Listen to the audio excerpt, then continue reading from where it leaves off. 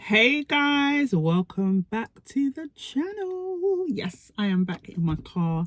I have missed you all. Last week I didn't get to record, but I had to upload one of my videos from my Bible series because it didn't upload on live, and I was really upset about it. But last week was my birthday, so that's why I missed recording a video.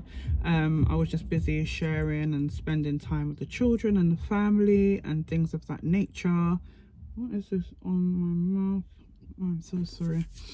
But yeah, I had a really good time. I am the big 4040, so I definitely believe that I'm going to be going through kind of like a docu-series of life at 40, and be sharing that with you. But today it is not about that. Today I want to speak to you about my biggest mistake is doing things in my own strength. I've been thinking about strength a lot of late, and I've been finding that in the transition season that I'm in, I've been feeling a little bit almost like I just feel very weak. I feel very overwhelmed. I feel like something is not adding up. Like 2 and 2 is not making 4, 3 plus 3 plus 1, Romeo done. It's just not, something's not adding up. Do you get what I mean? And I'm just like, God, I need you to speak to me in this season and show me things in the season. And one thing that he spoke to me about was my strength, and that there is a strength that comes from self and there is a strength that comes from God.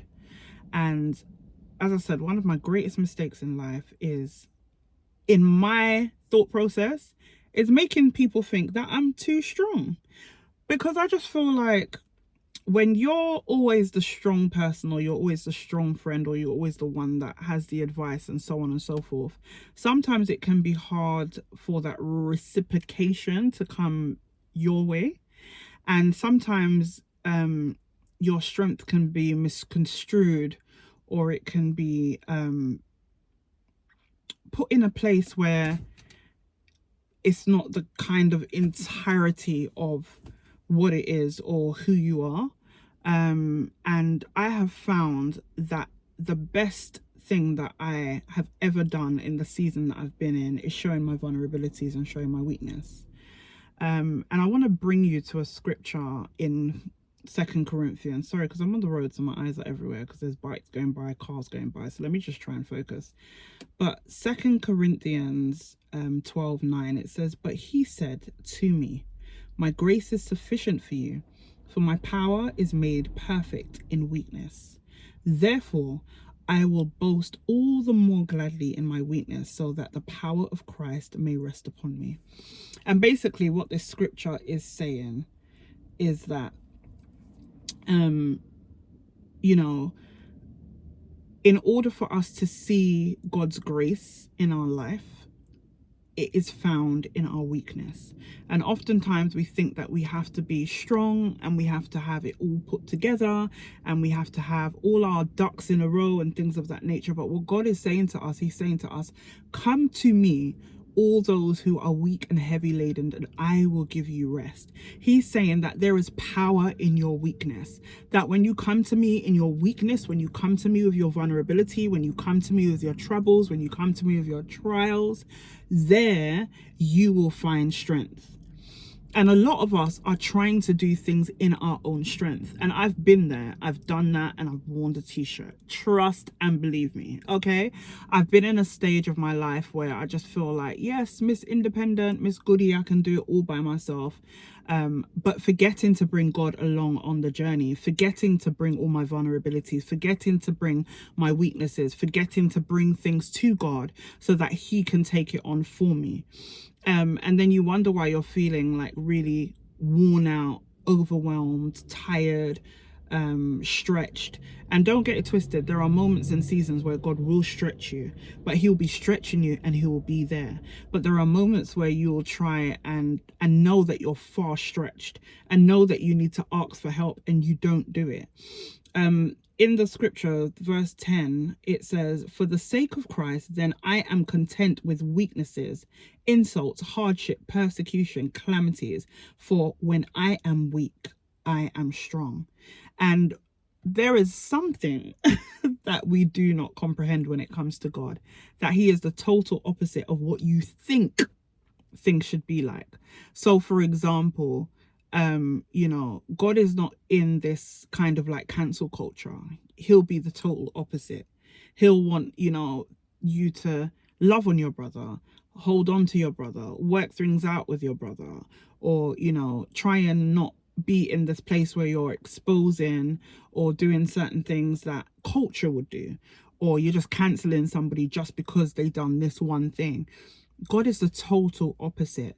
And he's the opposite in saying that, look, yeah, strength can be exalted, it can be praised and things of that nature, but that's not what I want from you. What I want is your weakness, so that I can be made strong in your weak spaces. And I think we miss that a lot in life, where we say to ourselves, okay, I'm not coming to God until I finish smoking. I'm not coming to God until I stop drinking. I'm not coming to God until I don't have the desire to party anymore. I'm not coming to God until I feel like I don't want to dress in these certain clothing anymore. And God is saying to you, like, I do the cleaning, I do the cleansing. You can't fix yourself before you come to me, or else what's the point in coming to me? I'm telling you to bring your weaknesses to me and I will make you strong. I'll make you strong in those places. I'll strip those things away from you. I'll make you clean. I'll make you pure. I'll make you not have those desires anymore. But if you're continuing to do things in your own strength, you're going to find that you're going to go through this vicious cycle over and over and over again.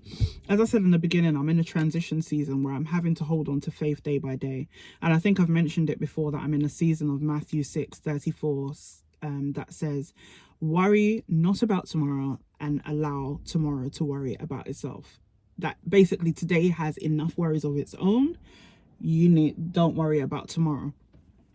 And my faith has been tested, but in those areas of my faith feeling as though it's weak, God is like to me, bring that to me and I will strengthen your faith. I will enable you to know that I am with you through this process. And in order for you to do that, you need to bring your weaknesses to me. And that is where you will see the true strength. Because when we do things in our own strength, it will quickly and swiftly run out, and it will run dry. Just like the woman at the well, where she felt as though the water that she was going to get from the well was something that would keep her throughout life. And God said, look, you're coming to this well for water that is only going to temporarily fulfill that thirst, but I have living water that can give you lifelong sustainable water, that you will never thirst again for the things that you thirst for, i.e. the fact that she had 5 husbands, the fact that she was in fornication, the fact that she felt like she had to go to all these men to get these certain things. And he's saying to her, look, put that down, come to me, let me give you water, which is the word, the powerful, profound word, and allow the word to transform you. You cannot do it in your own strength. You can't dip into your own water, whether that be in your water of retail therapy, or your water of marijuana therapy, or your water of relationship therapy, or your water of watching programs and, doing these temporary things to fill voids. It's never going to be the case. It's never going to fulfill you like the way in which God can fulfill you with his word. And that's why we must come to him in our weakness to enable him to make us strong.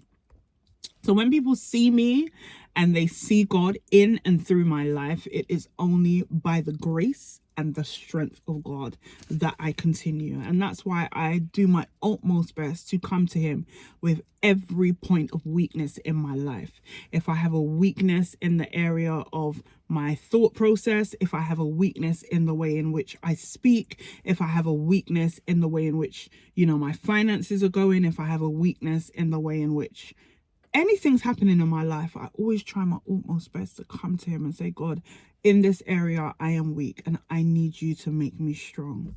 So I hope that's encouraged somebody on here today. Don't make the mistake of allowing everybody to think that you are strong, or allowing yourself to think that you are strong. It is in your weakness that God is made strong in your life. So don't try and do it alone. Don't try to overcomplicate things. Just come to him and allow him to give you his strength, because his strength is made in your weakness, or your weakness is made in his strength. So I love you with an infinite love. I look forward to continuing to share my reflections with you as we continue to go and grow through. And yes, I will definitely see you all next week. But make sure that you comment, like, subscribe. I'm trying to get to 1K before the end of the year. No shame in my game. So please do subscribe. It's free. It doesn't cost you much. And if you went to the end of this video, you are a real G. And make sure that you catch up on our recent Bible study, which is called Heartless, Matters of the Heart. And yeah, we've just been working through 4 stories and it's been amazing. So without further ado, peace and hair grease in the middle of the east, and I look forward to speaking to you again soon. Bye guys.